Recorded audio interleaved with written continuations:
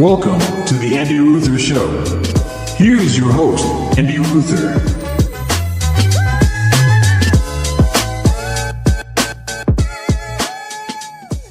Welcome back to the Andy Ruther Show. That is me, Andy Ruther, on this lovely, brisk end of summer, not really, fall night here in Cincinnati, Ohio. Do I have a glow? Do I have a glow to me, people? That's how I feel. I am officially a 3-time father. Not 1, not 2, not 3. Yeah, actually 3. 3-time father. It is official as of 5 days ago. We had, by we, I mean Brittany.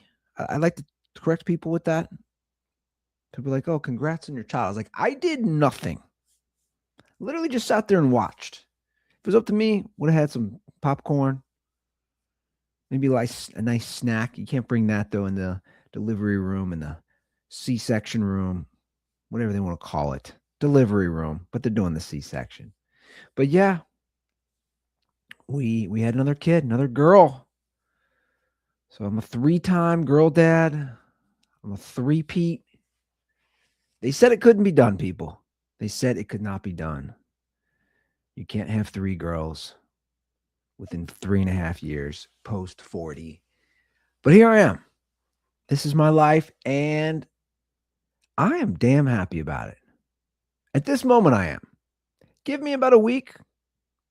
Shoot me a DM. If you got my number, text me, call me, see how I'm doing in a week after this all sits in. But right now, I'm feeling pretty good. We welcomed Gemma into the world, Gemma Drew, into the world on Saturday morning at about, I believe her birth was technically, was it 8:26 or 8:36? Anyway, one of those. So yeah, we officially have 3 girls, and it's chaos, but I'm here for it. I'm in the trenches. I'm trying to prepare myself. Mentally, I'm saying, look, you chose this path. You're going to go through some difficult times, obviously, especially in the new stage, the baby stage, the newborn stage. But then it gets better. It's going to be a little bumpy road for a minute. But I'm happy. Real talk, I really am. I'm very happy. There's a sense of me that feels complete, whole. Just like there's a balance. Not that there wasn't before, but there's a balance that we have 3. And by that, I just mean I feel fulfilled with our family, with my relationship with Brittany, with our kids. Nothing against having 1, having 2, whatever. Everybody does their own thing. But I think deep down, both of us, we wanted 3. And we were unsure of it. And I've talked about that. But we have our 3 little girls. And I'm just like in the moment. I'm just really feeling it, truthfully. And I'm kind of taking it all in. Tonight I was rocking Gemma. And I didn't have my phone on me purposely. And I'm just looking outside, looking out the window. It's a full moon here tonight. I think there's some sort of lunar eclipse. I don't know if that's the one, but some sort of eclipse that happened. But I was just looking at the moon, and it's radiating.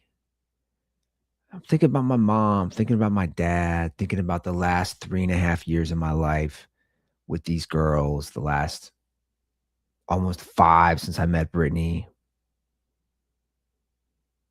And I just feel good. I feel like I've come a long way, personally, emotionally, all those things, and just where I was. And it's a nice feeling. It's a nice feeling. And I'm excited. I'm excited for the journey. I'm excited to just get my ass kicked, truthfully. 3 girls is a lot. I mean, I'll keep saying it. 3 girls in 3.5 years, post 40. I don't know a single person. I'm not saying I'm one of one, but I've said this to a lot of people. Name anybody. You guys can DM me. Same thing. Do you know a single person who had their first 3 kids post 40 within 3.5 years? And all girls. I mean, we're checking a lot of boxes, is what I'm saying. I'm not saying I'm the best. I'm not saying I'm the only one. I'm not calling myself the GOAT. I'm just saying it's pretty rare, I think, what we're doing here. It's kind of rarefied air. All those unique boxes that we're checking. 3 kids post 40, first 3 kids, all within 3.5 years, all girls. Am I a unicorn? Maybe. Is Brittany a unicorn? Maybe. Oh, wait, she doesn't check those boxes, so it's me. Bless her heart, though. All jokes aside, bless her heart. She's basically been pregnant most of the time we've been together. So that is donezo. Dunzo. It's so donezo. I have an appointment tomorrow for an initial appointment, I should say, for a vasectomy. Let's just end this. Let's not take any chances going to see a urologist tomorrow. Let's just wrap this up. We're happy we have our 3 girls. We have a full house. We're going to have our hands full forever. Everybody's like, wait until high school. Wait until high school with those 3 girls. I'm like, dude, I'm just trying to get through now. We're just trying to get through now. Yeah, high school will be its own challenges, but we can't have more. Everyone's like, never say never. I'm going, yeah, never. I'm 45 in 3 months. We done. We're not trying to go completely broke here. Well, we're heading towards maybe some things, but we're not trying to go completely belly up here financially, on top of all the other things, like I said, being old. But we're happy. But we're also being realistic. Brittany was like, am I going to schedule this vasectomy for you? As if I was going to back out. I said, no, you're not going to have to schedule it for me. I'm going to schedule the vasectomy. Let's do this. But we also had another NICU baby. So there was a lot of that. We are sadly, again, in the unique position on the other end, 3 for 3. Which, as the doctor said at our hospital, he's like, I've never seen this before. I've never seen 3 straight NICU babies for a family. So that was very difficult for Brittany emotionally. Very difficult. She just wanted to be able to hold one baby in our postpartum room, in our post delivery room that they give you at the hospital. She just wanted to be able to hold a baby in there, her baby that she's carried around for 37 weeks. Lugged this thing through everything, the humidity and heat of Cincinnati, to and from work, up all the flights of stairs, dealing with 2 youngsters as she's dealing with that, working 5 days a week, the whole 9 yards. She just wanted to be able to hold the baby. And I get it. I do and I don't, because truthfully, I don't know. Never been pregnant. So there was a lot of emotion there. There was anxiety, I think, from both of us the night before. We had to get up real early. The C-section was scheduled for 8. We had to be at the hospital at 6 a.m. So we were both up at about 5 a.m. and neither of us really slept that well. I mean, how can you sleep that well? Like, she's going to have a major surgery. This is my wife's major surgery. We're going to have another child. There's going to be some anxiety. And Gemma had to be in the NICU for a few days. Again, nothing major. Isla was the most major of my 3 girls. She was in the NICU for 13 days. Molly was in the NICU for like 28 hours. It was real short-lived. Gemma was in for 3 days. And truthfully, again, I had this feeling in my head, and I'm not just saying this, but I did. I had this feeling in my head. I was like, she's going to be another NICU baby. Because that's all I know. All I know is the first 2 had to go to the NICU. So after they, brought her. I don't even know the term. When they took her out of Brittany's stomach after the C-section, she didn't make any noises, and I knew. I just knew. Right? Normally, the baby makes a loud cry or whatever. Now, I don't know any natural births because I've never seen one, but normally a baby does that regardless, whether it's natural or C-section. There was nothing. There wasn't a peep, and I was like, okay, she's still waking up. She's gonna need a few days. She's gonna need a few days. So they took her over, and just like the other girls, they got to call on the team. When they call on the team, it's not good. It's just not good. I wasn't worried, truthfully, I wasn't. But they're bringing in the NICU team. They're calling them in. They're bringing in reinforcements, about 5 or 6 nurses. And I could see they were trying everything possible. Brittany was getting emotional. I actually wasn't getting emotional about this. And, they told us we got to take her. She was struggling to breathe a little. So they had to take her. And Brittany was really upset, man. She was really upset. But for me, it's just different. To me, it's another instance that just highlights, I think, the difference between men and women. And also a woman who just gave birth. She's postpartum. She's hormonal. She's got all this going on top of being a woman. Real talk. On top of being a woman. Right? We get to the NICU. I get to the NICU. And that's another thing that stinks. And I've talked about this. Brittany can't go. She just had a major surgery. They just sliced open her stomach and pulled a baby out.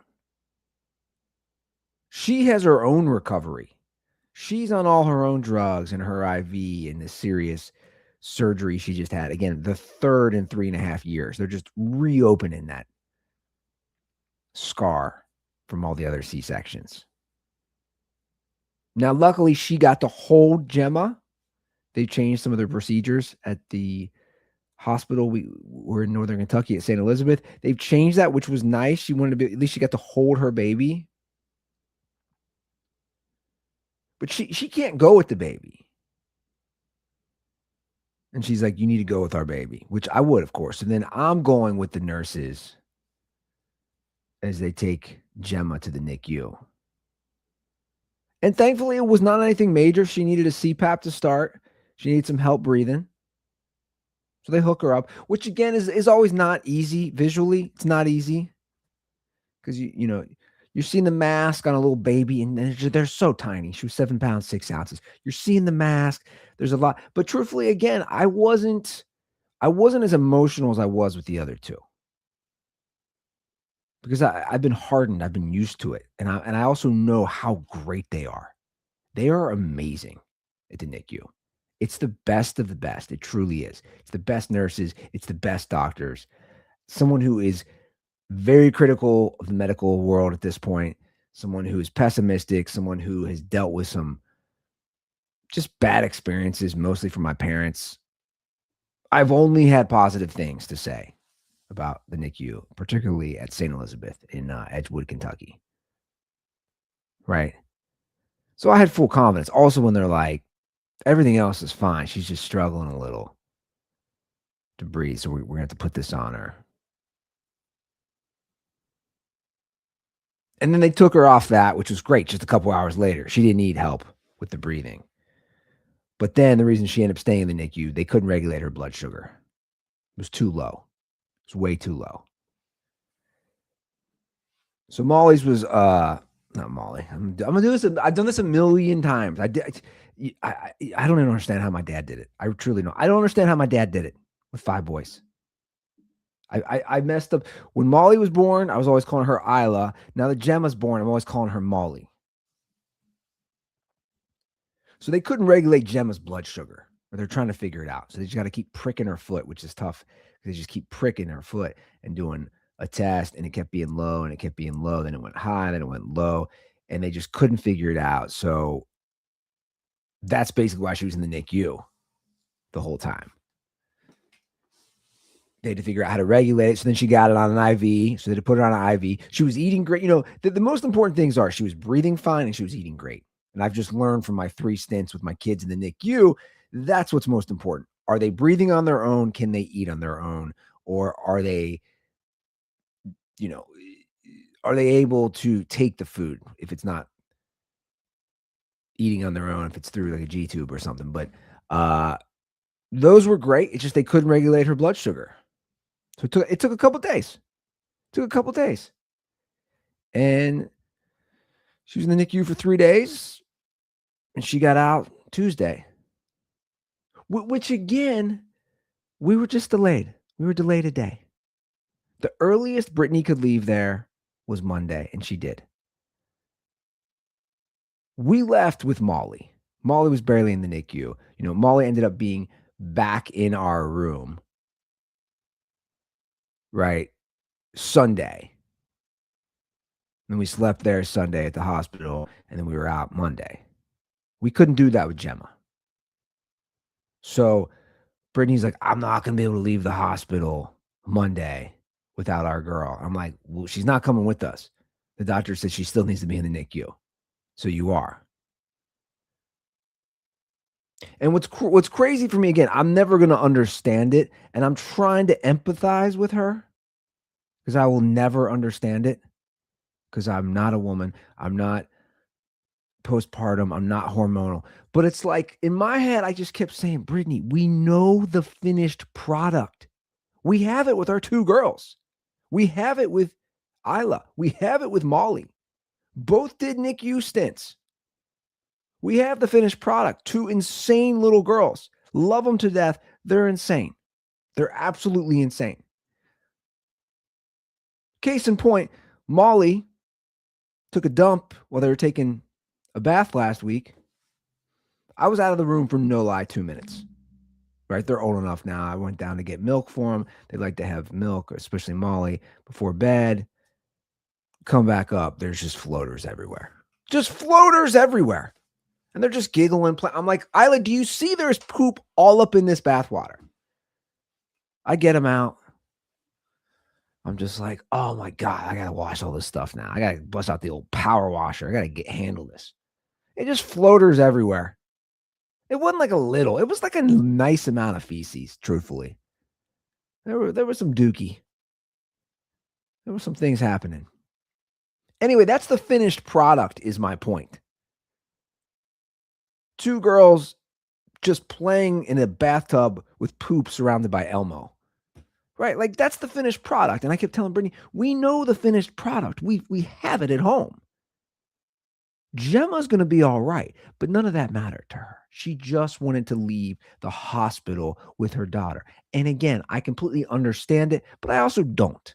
Like, I don't understand how this is just a minor bump in the road. Especially when there are kids in that NICU with serious issues. There are people who have children who have a lot more serious health concerns, disabilities, whatever you want to call it. We're just trying to regulate her blood sugar. Like the one doctor put it, she's the most uninteresting baby in the NICU right now. The most uninteresting. Right? Very small, minor things that she's going to work out. She was just a little new. Just a little new out of the oven. Just not fully cooked. Not fully baked. You ever done that? You cook a pizza, and you eat it, and you're like, it's not fully cooked. That's basically what Gemma was. She was 37 weeks, 3 days. She wasn't fully cooked. She wasn't ready, which is fine. But try rationalizing this with your wife who just had this thing inside her for 37 weeks. You're not going to do it. It didn't matter what I said. It didn't matter how reasonable, practical, rational I was being. She wasn't going to see it. So she was very upset, very emotional herself. So what was I going to do? I kept telling her, this is the finished product. She's going to be out soon. And in the scheme of things, why does it matter if she's in the NICU 2, 3, 4, 5, 6, whatever day? I was in the NICU for 2 weeks. Look at her now. She's literally planning her sister's shit. Like we're cool. We got this. But it didn't matter. And then she was out the next day. She was out the next day. So again, it was literally a 24-hour delay because the earliest Gemma would have been able to leave the hospital would have been Monday around like 11:30 a.m. with Brittany and me. We left the hospital the next day at 12:30. It was like a 24. I said to Brittany, and she just still didn't get it. I was like, the analogy I'm going to use, we were on a 24-hour flight delay with our kid. That's all it was. The plane got delayed. We had to stay in a hotel for a day. In this case, we got to go home. It was a 24-hour flight delay. The baby's here. The baby's here a day later than it could have been. So we good. We're fine. But good luck trying to rationalize that with a woman who just gave birth, right? It's not going to work. But she's happy now. And probably she missed the girls too, because Sunday I was with the girls all day. Brittany stayed at the hospital, and I had to give her mom a break because they're a lot at that age. So I was with the girls all day Sunday. But we're good. We're here. It's watching the girls interact with her is hilarious. Isla's 3.5. She's like the most mother hen ever. All she wants to do is be around her and touch her and like, oh, you need something. It's like pretty annoying, truthfully, to a certain degree. You're like, okay. Whereas Molly is just like eyeing her because they're only 19 months apart. Her and Gemma, that look of like, I'm going to fuck you up. And she probably will at some point. We got to just watch her. Right? She was just staring at me holding Gemma while they were taking a bath the first night. And Brittany goes, she's like a shark just watching its prey ready to attack. So yeah, we got our hands full. But it's all good. Like I said, I can't say it enough, guys, and I don't care how corny I sound. Like I just feel fulfilled more than I ever have in my life.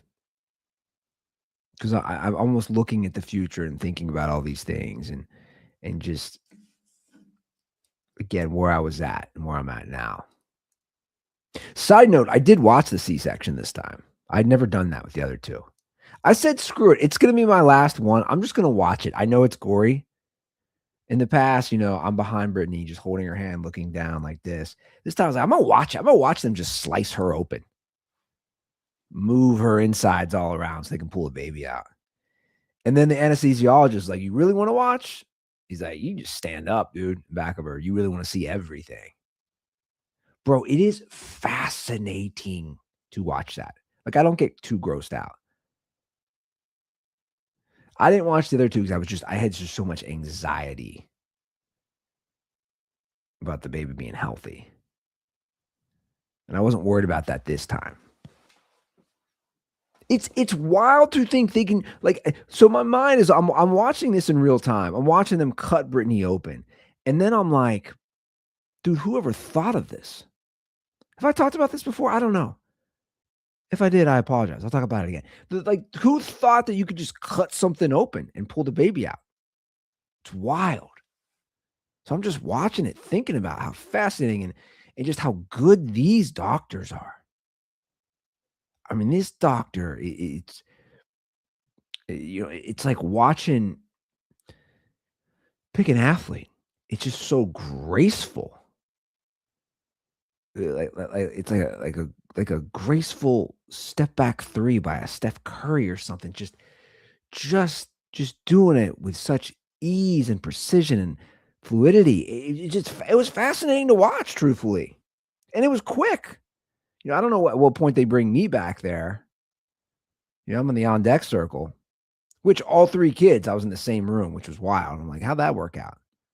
I was in all three rooms, all three kids were in the same waiting room down at the hospital. But yeah, I watched it.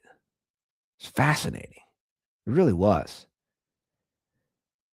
And the anesthesiologist is like, what do you want me to play? I was like, play whatever music you want. He's asking Brittany. And he's just wild. I'm like, they're literally cutting open my wife. She's giving birth and Jay-Z's playing in the background. I was like, this is wild. This is wild, bro. Like, I'm having a kid with Jay-Z playing. And the doctors aren't even phased. I was thinking in my head, like, dude, I wouldn't want that crap on. That's just how I wouldn't want music on at all. But yeah, I watched it. I watched it all unfold. And then I forget, which again, I'm an idiot. I forget, oh, she can't hold anything above 10 pounds for 6 weeks because she just had a giant knife cut through her stomach. She's not allowed to drive for 2 weeks. So like, okay. It could be, yeah, again, it could be a little bumpy because we got two other kids who want to be held. Mom can't hold them because obviously they're way above 10 pounds. I was like, I got to step my game up here. But that's okay. That's okay. We'll figure it out. We're getting there. Again, I'm just trying to, in my head, go, look, man, it's your last go round. You're going to have nights where you lose it. You're going to have nights where you're frustrated. Just like walk outside. You're going to have those nights because raising kids isn't easy, especially babies, especially 3.5, years apart. It's not easy. But I'm just trying to keep that in my head. And I've been in such a David Goggins phase, even though I'm fatter than I've been in 10 years. I haven't been working out, but I'm in that trying to do that mental gymnastics in my own head to hype myself up, talk myself up. Like I was just listening to his stuff that I've talked about yesterday, cutting the grass. So in my head, when I don't want to get up or I don't want to give her a bottle or I got 2 other little girls jumping all over me and I'm just so exhausted, I just hear Goggins in my head being like, hey, don't be a bitch. That's not how he sounds. What? I was like turning into DMX. Hey, I just picture him being like, suck it up, stay hard. Because this is night 3 now with Gemma at home, and I think the most I've gotten is 4.5 hours sleep, 3 straight nights in a row, with no naps during the day. Even though I'm home from work this week, it's just been a lot. Brittany's mom's been helping, which is great, but it's just been a lot. But again, it's like, dude, this is temporary, man. And you're no spring chicken. You're no young buck, man. Just handle your business. Because it's not easy. It's not easy. But also, I'm not going to make TikTok videos when I have mental breakdowns. What are these women doing? And I know a lot of these were old, and now they've just come to light on Twitter, on X. What are these? I don't know. Has anybody else seen these videos?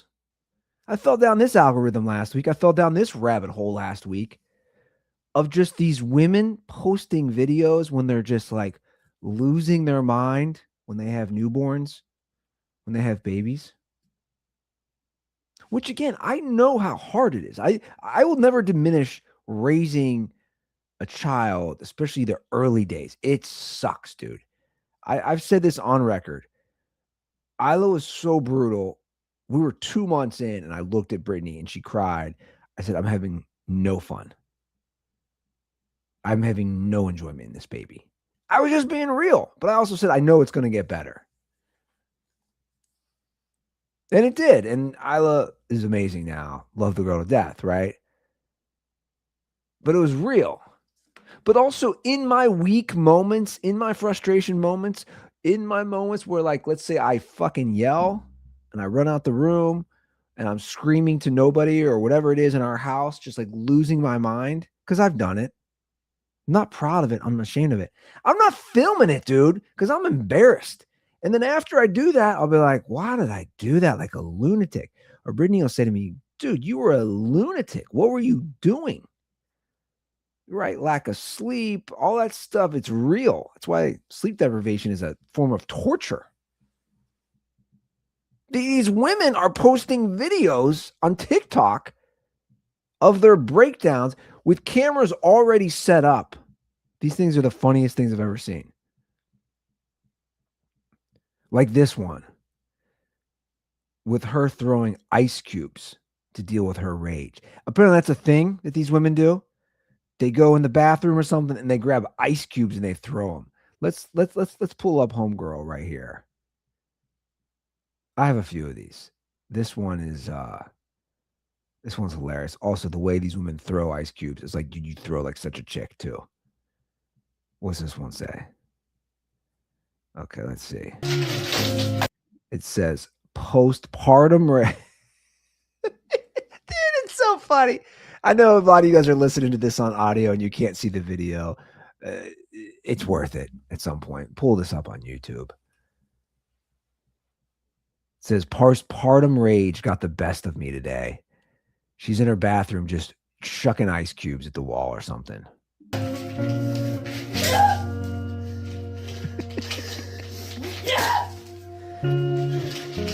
It says postpartum rage got the best of me today. I saw another mom throw ice in a bathtub. Well, first of all, you have terrible aim. Your bathtub is not on. That's the wall. Okay, that's the wall. That's your first problem. You don't know what a bathtub is. You're throwing them at the wall. It's not the bathtub. I did this to help emotionally regulate.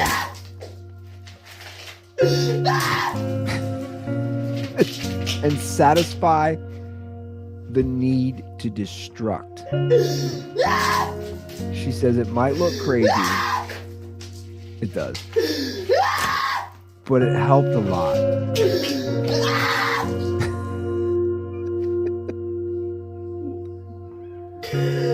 I'll do whatever it takes so I can be there for my children. Dude, you gotta love this. And then it shows her holding her kid. I love the placement. I love the placement. Like, the comments are the best because people are like, she had a camera placed on the floor of the bath. Like, she knew she was going to do this. She knew it. I mean, it's all staged. It's all act. Like, how much of this is acting? I don't know. Is it 80-20? Is it 50-50? I don't know. But she's got her phone sitting on the floor showing. Again, when I've had my outbursts, when I've had my, I don't even know what you call them, like my rage, just my ragers, like whatever it is, bro, I don't plan that out. I've lost my mind. It's embarrassing. But also, she's like, I saw someone throw. I'll tell you guys the best thing you can do, which is not rocket science. It's just walk out of the house, go for a walk. That's the best thing you can do. You just go for a walk. Like, just go outside. Get in your car. It's like my therapist. He's always got a phrase called grab the keys. He's like, that doesn't mean you have to go in your car. That means go outside. Grab the keys, go for a walk, grab the keys, go in your car. I did that once with Isla. I couldn't handle it anymore. I was like, I'm just going for a drive. I just grab my keys and go for a drive. I didn't have an ice bucket sitting there. She's like, am I going to do the ALS challenge or am I going to whip these cubes at the wall? Here's another woman doing it.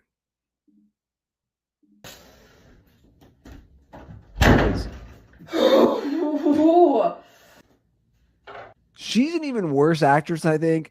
It says, what does it say? Okay, some days as a mom, my patience is hard to control. Instead of having a screaming match with my toddler, I throw ice into my tub.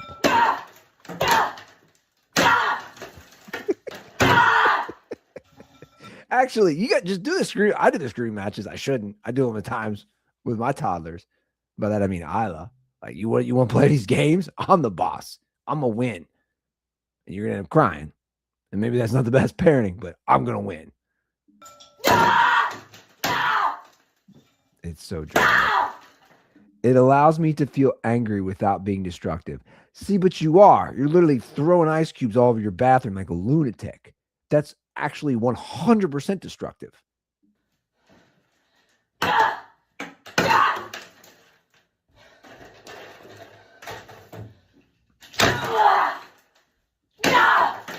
Imagine having this set up in your bathroom.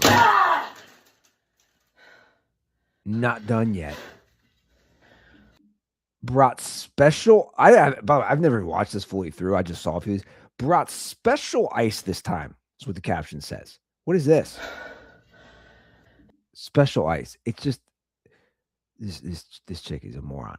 Special ice is not a thing. It's just a giant, flat one piece of ice, so she can smash it. So satisfying, she says.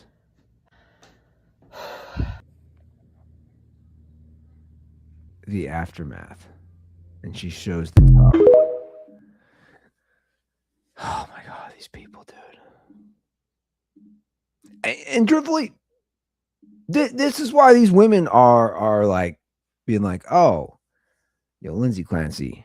It plays into that, by the way. That's it plays into this Lindsay Clancy thing. Which, by the way, I'm not really following the trial. Brittany's obsessed because she's a woman. She just had 3 kids. She's obsessed. I don't got time for this. She's a lunatic and she killed her 3 kids. Now, some people are saying maybe she didn't. Again, I haven't followed the trial. I don't know. But if she did, well, of course you're a lunatic. Look at these women. It's like these women posting this stuff on TikTok. Look at this one. Here, I got a couple more. Just let me do a couple more, guys. Look at this woman. This is definitely the most staged one, I think. She's sitting on the floor right in front of her toilet crying with her toddler there. You're broken down and tired. You gotta love the music she added. The toilet's open. She's sitting in front of it. The toddler, this toddler kind of looks like Molly. It's like Molly's stunt double. It's my child. It's like, yo, mom, what are you doing? Stop doing a TikTok, mom. Bring me some applesauce, mom. Stop TikToking, mom. Give me some animal crackers, mom. Mom, enough of the TikTok. I want that PB&J without the crust. You know how I roll, mom. The music. I'm living life on a merry-go-round. I mean, this is the worst acting. You can find a fighter, but I see it in you, so we gon' walk it out. I mean, she didn't even. That woman didn't even try. She didn't even try. She didn't put a caption. She just was like, watch me cry.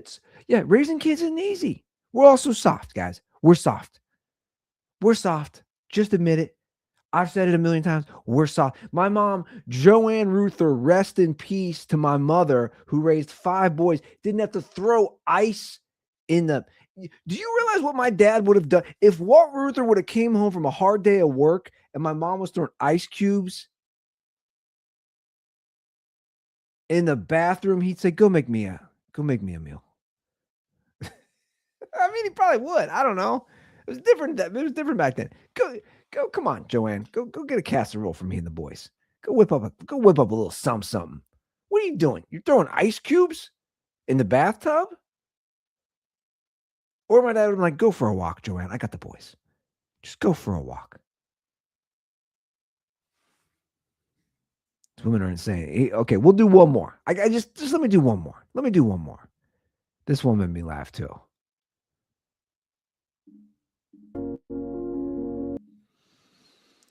It says, I catch myself looking out the window, watching everyone enjoy their summer. Meanwhile, I'm inside pumping, feeding, rocking her to sleep. She's holding her baby. Most days, it's just me and her inside these 4 walls. Again, has the camera perfectly placed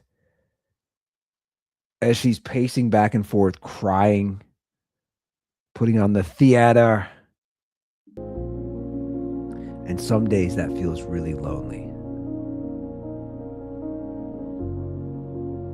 I know one day I'll miss these days, but some days they're still hard. Bro, this is what's happening on TikTok? Dear God. Dude, it's a summer. Go outside. Go outside. Dude, that's literally what saved me with all my kids when they're driving me crazy or they won't stop crying. Literally throw them in the stroller and go for a walk if it's not too cold. Now, 2 of my kids were born in the winter, but the minute that spring hit, oh, you're a pain in my, like during the day, you're a pain in my ass. Like this woman's filming during it. Throw them in the stroller, bro. Throw them in the stroller. Dude, I used to walk Isla sometimes because she would sleep good in the stroller. I'd walk her for 60 or 90 minutes around my neighborhood. Talk about killing 2 birds with 1 stone. I get good exercise. I get to emotionally let off some steam, frustration, anger, and the baby gets to sleep, and she's outside, which is good and healthy. What do you do? Oh, I can't leave. Like, bro, you got to breastfeed every second of the day. Weird times we live in just with that. It's just weird. Again, you want to film stuff with your kids? Cool. I don't really care. Put your kids in videos. I'm going to start and I've said this on Dirty Sports. I'm going to start a trio girl band. That's my goal. If I want to have, I want to make money off you kids. You guys want to cause me lack of sleep, cause me distress. I'm going to get you back. You're going to pay me back in royalties.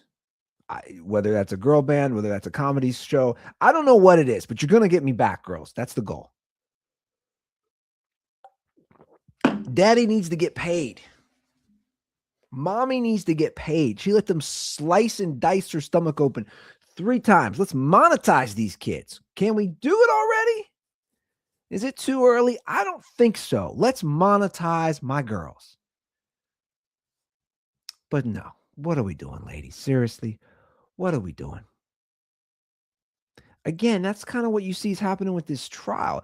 Again, I have not followed it too closely, so maybe I shouldn't speak on it, but I still will.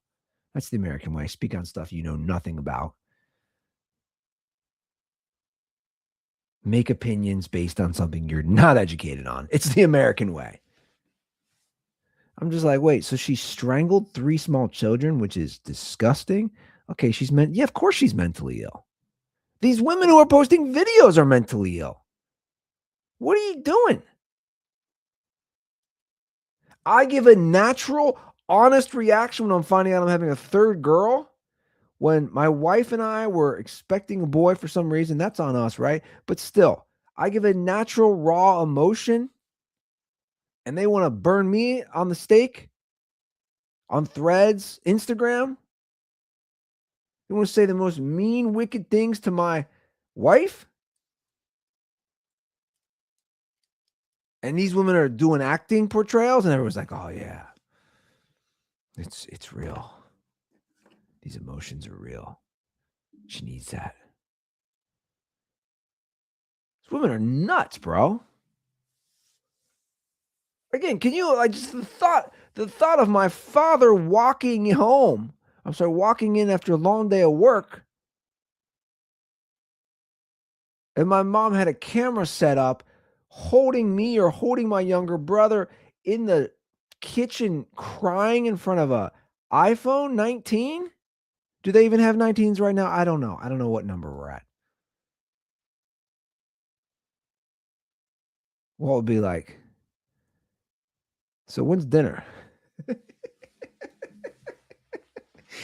Chop chop. No, I don't know why I keep making my dad sound like he was like something straight out of the 50s. He wasn't like that at all. And truthfully, Walt was probably the better cook. It's probably not even up for discussion. Sorry, Mom.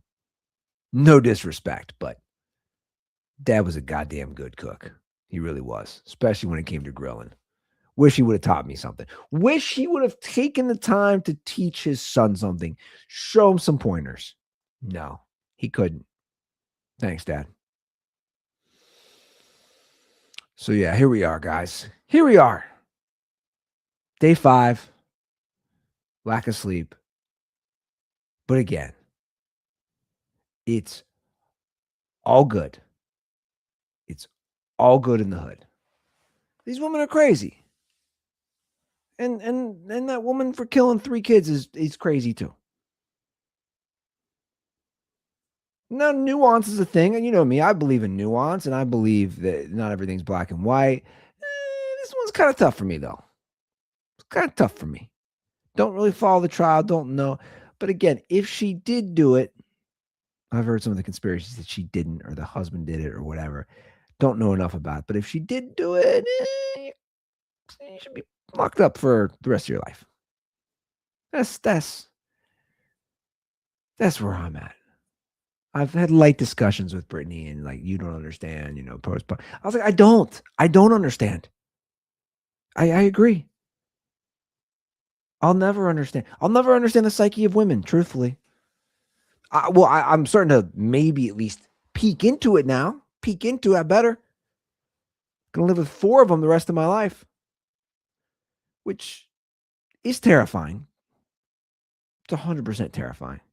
But I'm also happy. The girls love me. They're little daddy's girls, and I wouldn't trade it for the world. Really wouldn't. Watching them all together now has been beautiful for me, and it's been magical, and I'm blessed, and I'm thankful, and that's all real.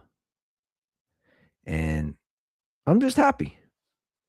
I'm happy where the future will take me, and I look forward to the girl dad stuff. Let's just own it, man.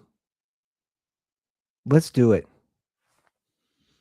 Hotline, we have one. I don't know why I still do, but we have one. 859-935-0078. Once again, 859-935-0078. Thank you guys for letting me share. I've been wanting to do this this week. I was like, I just want to get off what happened and just share my inner monologue, my inner dialogue, whatever you want to call it. Just rant away. I appreciate it. Appreciate everybody who listens, everybody who sends me messages. Yeah. So shout out to my new girl, Gemma Drew. Love you. Shout out to my whole family. They're the best. And you guys can reach me on Twitter, Instagram, whatever, at Andy Ruther. You know where to find me. All right, guys.